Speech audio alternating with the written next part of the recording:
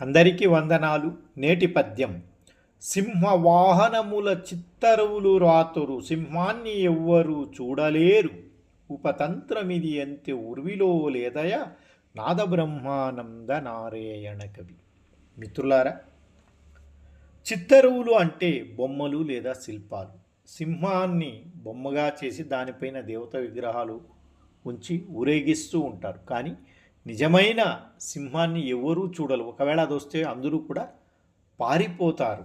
అలానే మనం దేవుని దగ్గరకు కూడా అలానే వెళ్తున్నాము, నిజమైన దేవుని వద్దకు వెళ్ళడం లేదు.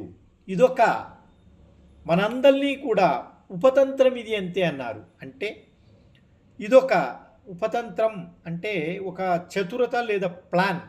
ఒక ప్లాన్లో అందరూ కొట్టుకుపోతున్నారు. ఇలాంటి ప్లాన్ ప్రపంచంలోనే లేదంటున్నారు కైవారం నారాయణ తాత గారు.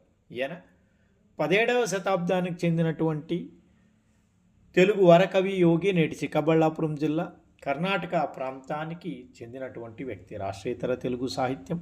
అలానే నేను రాసినటువంటి కొన్ని పాటల కోసం కృష్ణరసం యూట్యూబ్ ఛానల్ని ఫాలో అవ్వండి. అందరికీ వందనాలు. నేను మీ అగరం వసంత్, ఓసూరు, తమిళనాడు. జై తెలుగు తల్లి. అలానే ఇటీవల విడుదలైన ఒక పాట్ లింక్ కింద ఇచ్చాము, వీలుంటే చూడగలరు.